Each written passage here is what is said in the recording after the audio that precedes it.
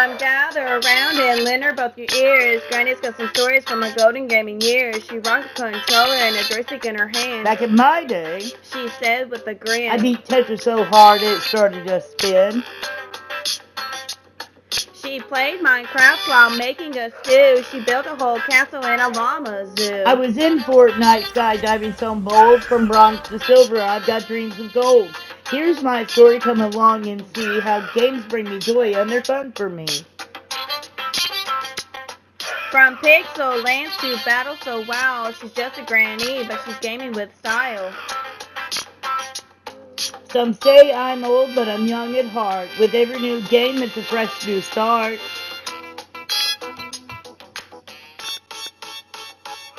So grab your controller and let's press play. Together we'll game the day away.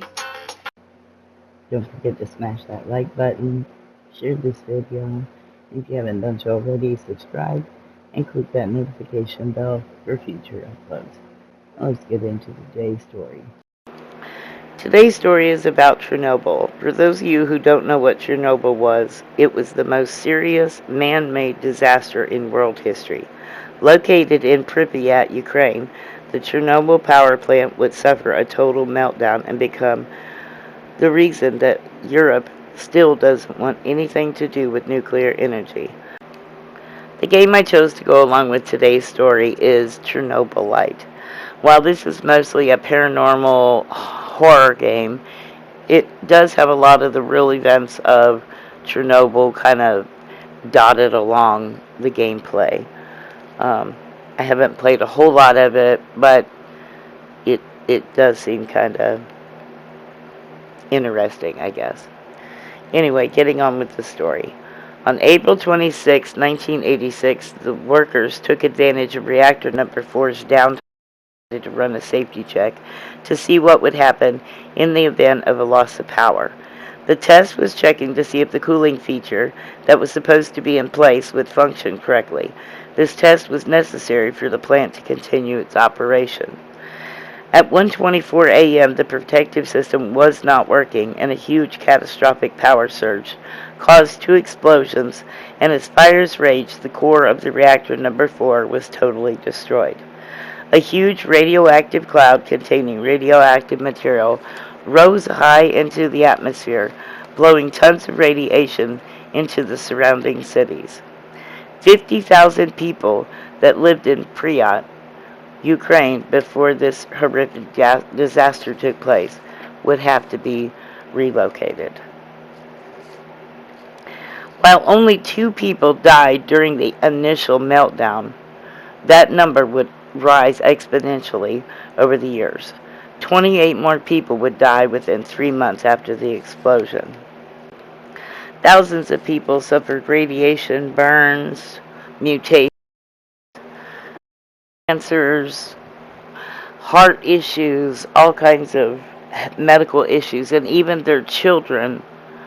There are even children of people that were there that were born after that still have mutations or leukemia or something wrong with them. Many of them were born with multiple holes in their heart, and a lot of them cannot get to proper medical care. They do have an organization called Chernobyl Kids that tries to get them medical treatment, better food, because some of them are still having to eat food that was grown in bad soil, radiation contaminated soil. There were also people who actually were involved in the cleanup process who survived but suffered mutations or illnesses, and some of them actually didn't survive, but they had liquidators. Liquidators were men who cleaned up the soil and buildings around the area, trying to get as much of the radiation out there, carrying off soil, whatever. They also had something called a bio-robo. Those were soldiers who would clean up the rooftop of the buildings, including the actual nuclear plant building. Many of those died from radiation exposure. Some of the witnesses that were there stated that they saw the reactor and fuel rods turned into molten metal. They said it flowed just like lava.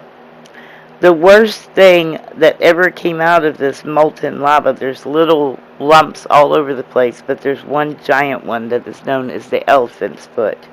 It's called that because of its shape. Nobody was aware of this elephant's foot for 8 months after the explosion because they couldn't get in there. But they say that if you're near that elephant's foot for more than 5 minutes, you'll suffer fatal radiation exposure. The elephant's foot emits over 10,000 units every hour of radiation. 10,000 units per hour of radiation, that's quite a bit. You're not gonna walk away from that. Even with all that being said, these workers that went in there to do this cleanup, most of them volunteered to go in there. Nobody was forced to go in there. They volunteered to go in there and clean up. It was like a patriotic thing for them. They were trying to make sure that they helped to do their part to save the country, because nobody knew how bad this was going to be. It could have not just been Europe that was affected. It could have been the entire world, and they were trying to prevent that from happening by getting in there. Within minutes, over 1,000 square miles were turned into a desolate wasteland. Pripyat, a brand new town of only 16 years, was turned into what you see now. Absolute jungle. It's overgrown with vegetation because no one's in there living.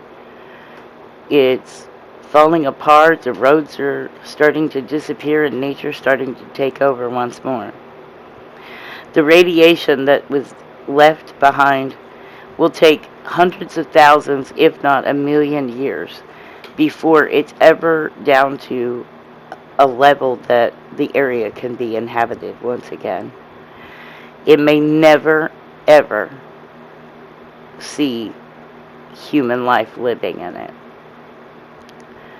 There are people who still live in surrounding areas, but what I'm talking about is in the center where the mass of the contamination was.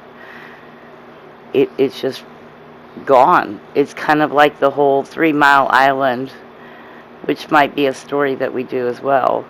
But 3 Mile Island was in Pennsylvania, where a nuclear power plant exploded. Same kind of thing.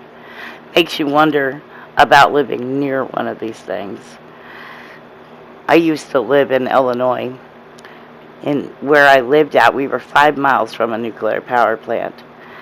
And we always used to say that if there was ever a radiation leak, we weren't going to drive away like the little maps that they would send out with the iodine pills. We always said we were going to drive to the plant. Excuse me, because where we lived at, the radiation, we were in the red zone. So we were already going to be basically the walking dead. I mean, the odds of us living weren't happening, and I would just much rather drive to ground zero and be done with it if I'm that close to it. What are your thoughts about living near a nuclear power plant? What are your thoughts about nuclear power plants in general? Leave me something in the comments. Let me know what your thoughts are. If there's a story that you want me to tell in the future, or if there's more to this story that you want me to tell, I do plan on maybe doing a Ghosts of Chernobyl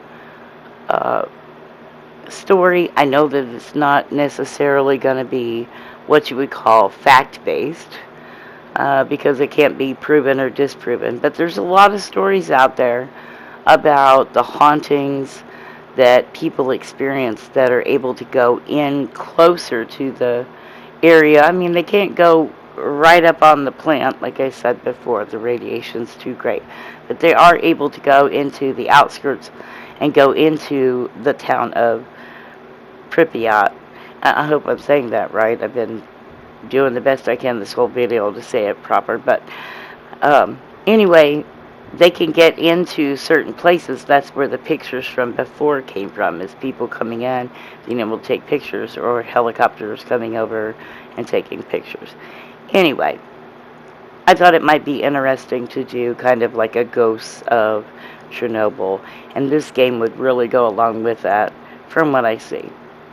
Anyway, I want to thank you for watching.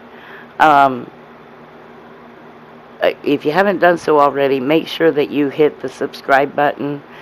Share this video. Leave us a like. We've got a lot of people watching, but not a lot of people dropping a like, and almost nobody subscribing. So if you could help a small channel grow, I'd appreciate it. Also, if you like just watching me play video games, head on over to @GamingGranny74 on YouTube, and you can watch me play full games over there. I play with my grandkids sometimes. I play with my children sometimes. I am 51 years old. Today's my birthday. And my daughters are, well, my oldest daughter is 32. My youngest daughter is 28. So I play with those. I have grandkids that range from age 16 all the way down to, I think he's 8 or 9 months old now. So I have 7 of them. Anyway, right now I only play with about 3 of them. The rest of them are still learning. But anyway, once again, thanks for watching, and I'll stop babbling.